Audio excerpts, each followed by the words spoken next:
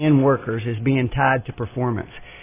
When there are profits, compensation goes up. If there are losses, compensation will go down. That kind of rationality is what's going to make the industry a long-term viable venture for the country. Owned by other foreign companies. Well, I can't understand how an employee in an assembly line, and I'm not saying anything bad about employees in assembly lines. Don't take me wrong, but I'm trying to figure out how an employee in an assembly line can get a $7,000 bonus. Is it because of the production, or is it because of the sales? Who's supposed to earn the bonus here? Well, apparently they've reached a profit-sharing agreement with labor in this circumstance, and when the company reported a $7 billion profit for the quarter, the highest one in history, some of those benefits flowed down to the people on the line. Now, that would be a union that owns the company, because the president, now I'm surprised that a lawyer doesn't have a problem with this, he actually canceled a financial contract that the bondholders had. The bondholders had loaned money to the company. The president wiped them out and turned around and handed 40% ownership to the union bosses that had put nothing up for the company. So let's talk about the bondholders who, maybe they're a retiree who had invested their money in bonds in that company and were planning to live on that. The president, just with the stroke of a pen, voided their contract. Strangely enough, no bondholder seems to have taken any legal action about that. Frankly, did he do it? For this action that did he do it? Continues to Did claim. the president void the bondholders' ownership? The bondholders couldn't take action in a bankruptcy. Actually, they don't have standing, and he took every investment that a bondholder made and wiped them out with a stroke of a pen. The president didn't do it with a stroke of a pen. It required congressional approval. The Democrats were in control, and they approved it. And did any Republicans support that? There might have been a few, and I would work to run them out of office too. I've got another question for you guys. Good job this morning. Labor unions, are they in control of the Obama White House? Absolutely not. Well, look at the logs. You'll see how many times they visit. They visit 2 or 3 times a day, several of them. The SEIU people are there all the time. I would wager you that if you looked at the White House visitation logs, you would find a lot more heads of corporations and CEOs who had visited the White House than members of labor unions. Of course, they're begging for some kind of deal like GE got, where they pass a law to make us buy their product. All right, it seems clearly best for us in America to develop our own energy resources, right? We don't need to be selling oil to any other countries right now besides the oil we use if we need it, right or wrong? I think that sounds great, but the problem is that there's nothing stopping American corporations from selling their oil strictly for domestic use. If they wanted to, they find it to be more profitable. Mm-hmm. Well, one of the problems is the government gets involved and they distort the markets. When Obama loans $2 billion to Petrobras in Brazil to pay them to drill for oil, it distorts the price of the market. And Petrobras turns around, because they've been subsidized by the American taxpayer to drill for oil in Brazil, they turn around and they sell it to China. If the government would get out of it, the private market could work this out. The other problem is we haven't authorized, because of the EPA, that this president has expanded even further. And don't get me wrong, the Bush administration screwed this up too. We haven't authorized a refining plant in over 30 years. There's a gentleman down in Louisiana that's been trying to get one built for over 20 years. Our refineries run at about 95% capacity. We need more refineries. But once again, the crazy environmentalists that this president kowtows to, they don't want oil. They're doing everything possible to limit our production of oil. There's no indication whatsoever that American refineries are incapable of handling the amount of oil that's available for them to utilize.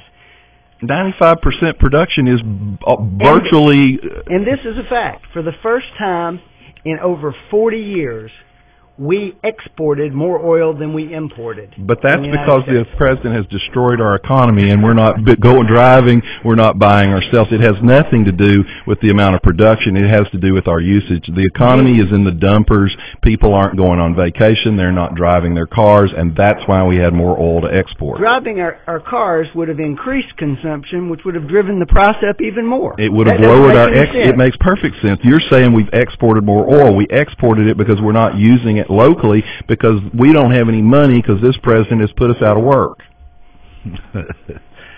All right, I asked you a minute ago if you thought the unions were running the White House. I want to get back to that just a little bit, and I want to talk about the issue down in South Carolina, the right to work state. Boeing was planning on coming in South Carolina with the plant, and the unions got involved in... now, the National Labor Relations Board, the president's people got involved. NLRB, that's right. And now it seems like we've got a government bureaucracy saying that a company cannot expand its business in another part of the United States. What's the issues here? Well, Boeing denied that allegation. So that's okay if they build their plant in South Carolina? So basically, when the bully got caught, the kid he was bullying looked at him and said, "Oh, no, it's okay, nothing happened." I mean, the fact of the matter is they were building a plant. The National Labor Relations Board with some the president appointed people to the Labor Relations Board that have been intimately involved in aggressive union tactics for years. They're not even-handed. They're not fair people. They're union people. And they shut that plant down. And what's really galling is the president had the gall to go to South Carolina a week or so ago and brag about the plant that's now back on track because the courts actually struck that action down. The president, first of all, this plant was never built, so he didn't shut it down. So let's not misstate what happened. Second of all, he shut down the building of it. You just admitted that. Second of all, what they did was interpret a law that had been on the books for 70 years. And never interpreted that way. And what that law was simply that you can't take work out of a plant simply to avoid the fact that there's a union there. But they weren't the taking only motivation that was That there. is absolutely not true. There were no jobs leaving Michigan. And Boeing, none. Boeing, which is based in Washington State, has built for decades some of the finest products in the world on the basis of a highly skilled, highly trained, unionized workforce. Those are facts. We all like to fly around in those airplanes, and we like them to be reliable. What they wanted to do in this particular case was take that work away simply for the reason to save more money and transfer it to a different place. That was the only reason. That is not true. They were not taking anything away. They were not closing any plants. They were building a brand new plant to build a brand new product with brand new employees in South Carolina, which is a right to work state. And in that process, what they intended to do was to shut the plant down. And you know that how? Because they denied that. And even if they did, at what point did the government have the right to interfere with private businesses? Well, that's the fundamental disagreement. The Republicans in this day and age believe that anything that employers do with their employees is okay. You mean borrow millions of dollars and build a brand new plant and hire tens of thousands of new employees? And terminate the old employees they had just so they can pay somebody else a lower wage. I don't know, Franklin. Have you ever fired an employee? Usually for misconduct. Well, should the government be involved in your business? Yes. Should they step in and decide what you can and can't do? Apparently, if you have a unionized workforce, they can. I mean, the courts actually overruled the Obama administration, and it was amazing to me to see him without batting an eye go to South Carolina and brag on the very jobs that he was trying to keep out of that state. I'm going to change the subject a minute. Let's get into, should we be downsizing our military at this time? Well, we have never fought a military conflict in the history of this nation that didn't result in a downsizing at the conclusion of that battle. I can't imagine why we would keep our military at the level that we have during an active military engagement perpetually. There's no way we can justify that economically. There's no way we can pay for it.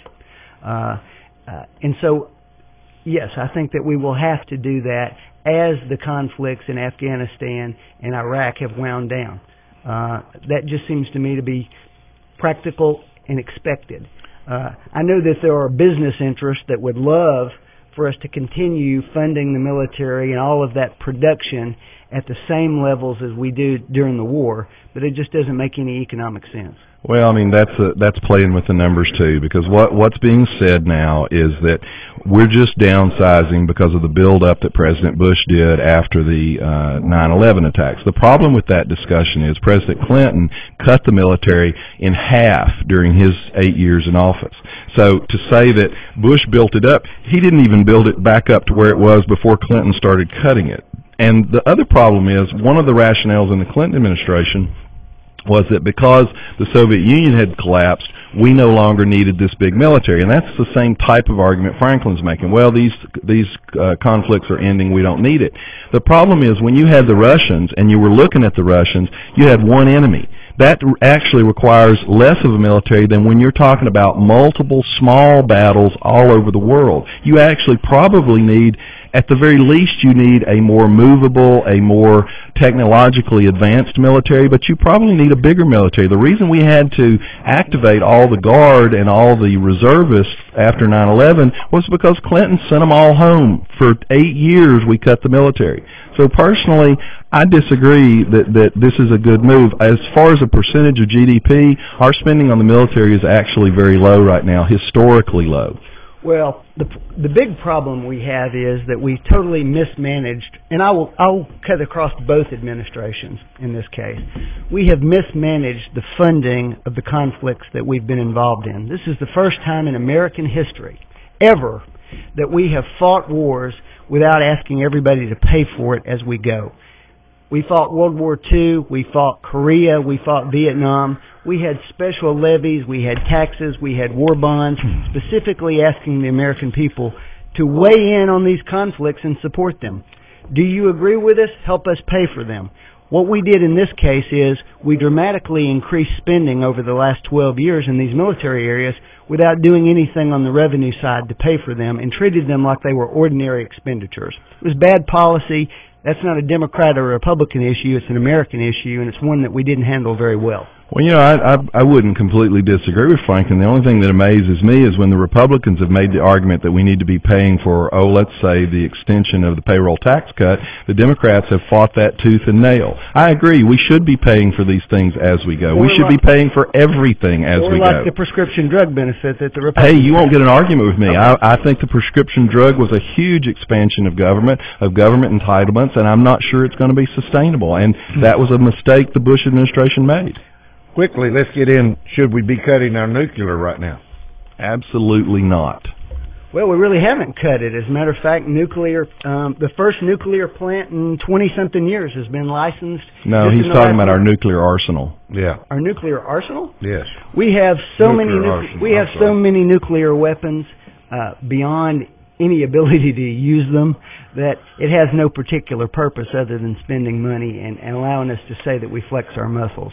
We have thousands of nuclear warheads. And we're planning on cutting them down to 300. That's the president's new proposal. Which is still more than we could possibly ever do. Actually, we've cut them back from what I've been reading. We went from 11,000 to 8,000. Well, plus he killed the missile shield in Europe that President Bush had worked for years to get in place. Franklin, before you leave, I know you've got to go. Franklin's going to be leaving a little bit early, and we're going to come back after this break, 614-5553. Call us. There is one good thing I found that Mr. Obama's done right now. He can take credit for, okay? The price of gold went from $775 an ounce when he went in office, and is up around $2,000 an ounce now. That is great news. That's usually people expecting everything to fall down. Franklin, thank you for coming in this morning. I'm sorry about your injury. Franklin's got to go take care of his injuries here this morning. So, John, y'all had a good debate going this morning. I'm going to take a break right now. We're going to open up the phone lines when we come back. And remember, our phone number is 614-5553, but we'll be back in just a minute. The Bald Headed Bistro has a brand new menu offering more value for your dollar. The Bald Headed Bistro, Western Fine Dining in the heart of the South.